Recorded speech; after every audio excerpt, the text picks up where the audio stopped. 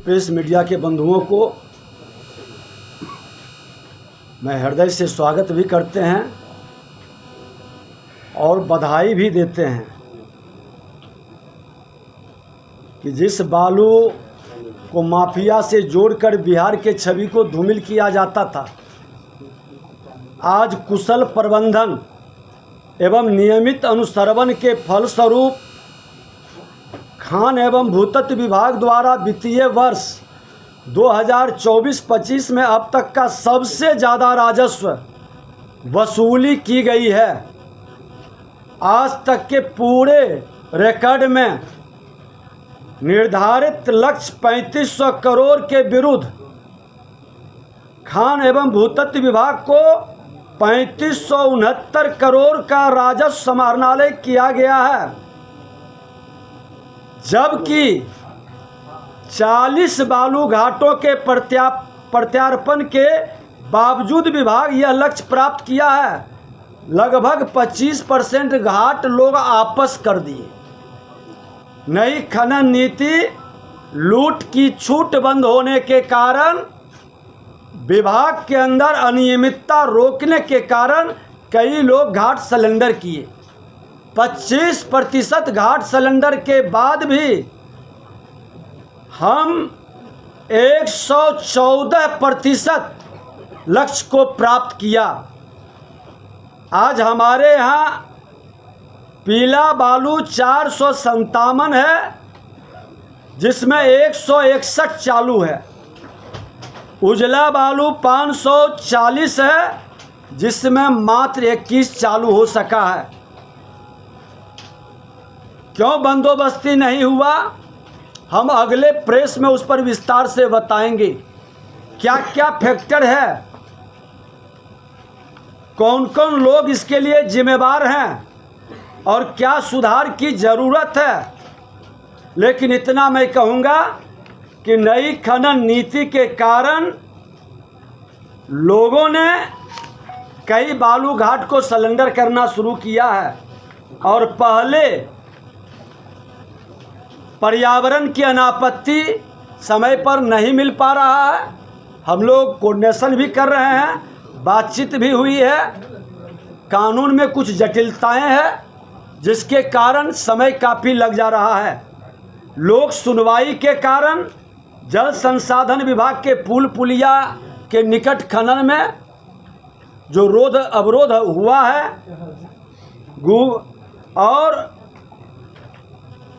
जाम के कारण भी प्रभावित इस बार बालू खनन हुआ। नो एंट्री के कारण भी प्रभावित हुआ है।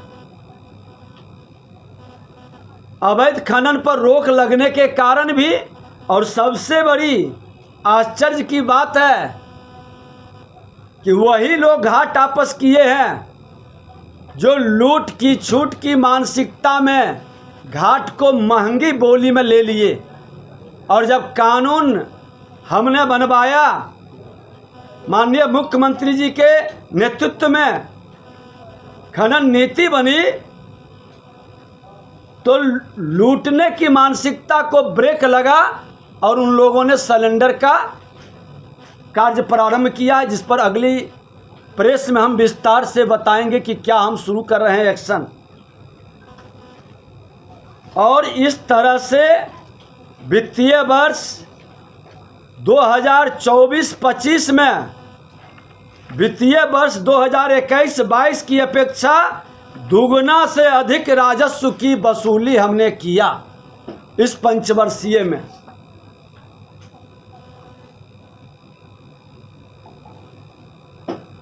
हुए आज हम ये सफलता को बिहार सरकार प्राप्त की है। कोई जातीय उन्माद नहीं फैला, कोई नरसंहार नहीं हुआ। हमारे विभाग के पदाधिकारी को कोई पीटने का काम नहीं कर पाया। हमने उसको भी सशक्त किया, मजिस्ट्रेट की ताकत दिया है कि जहां जरूरत पड़े तुम लाठी भी बरसाओ, गोली भी चलवाओ, अवैध खनन कतई नहीं होने देंगे। आज इसका असर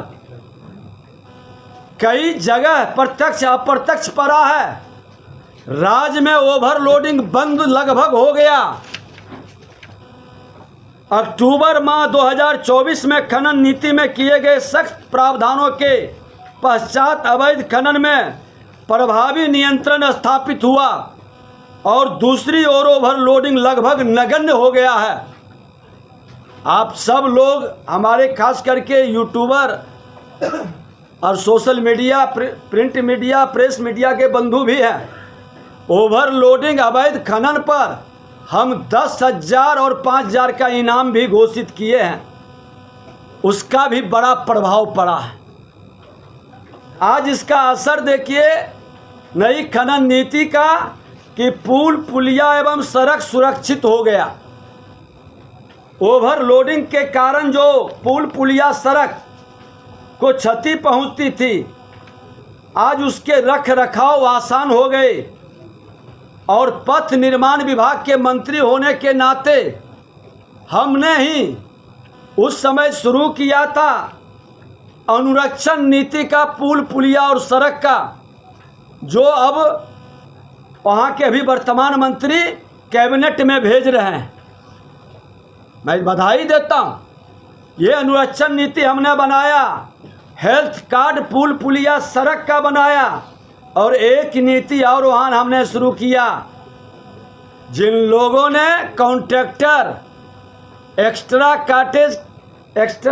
कैरेज के नाम पर 26 करोड़ जिस तरह से लूटा, और ये कई कॉन्ट्रैक्टर का खेल है। वहाँ खनन विभाग होने के कारण हमने जांच कराया, जो गलत था।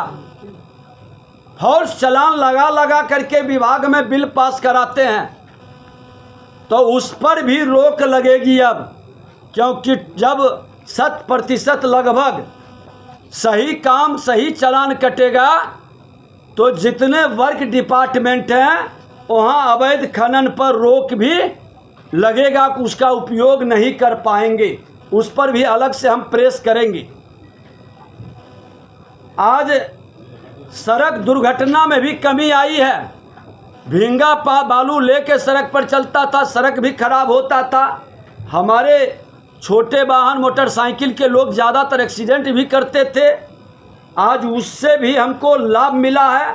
आप देखेंगे एक्सीडेंटल घटनाओं में, खास करके 2 व्हीकल में, इस तरह की घटनाओं में कमी आई।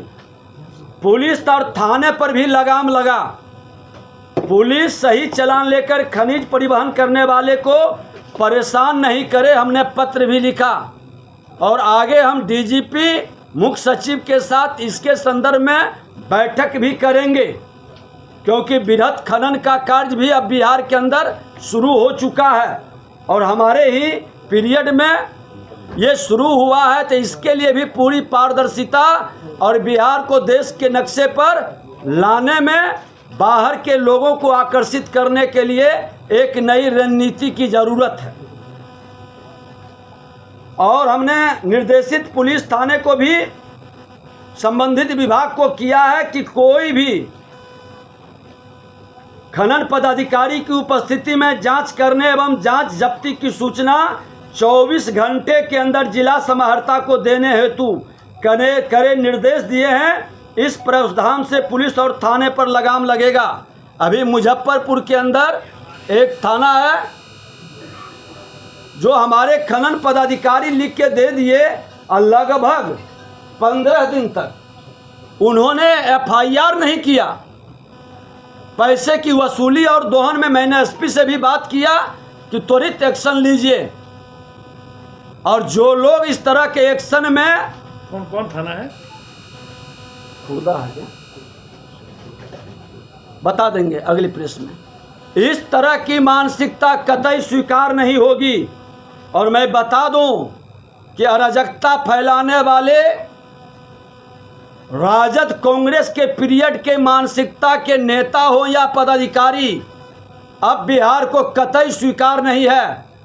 21वीं सदी का विकसित बिहार बनाना है तो अपराध भ्रष्टाचार मुक्त वातावरण बनाने वाले पदाधिकारी का सम्मान और इसको जो ताकत प्रदान करता है, वैसे बिहारी योद्धा का सम्मान की ज़रूरत है।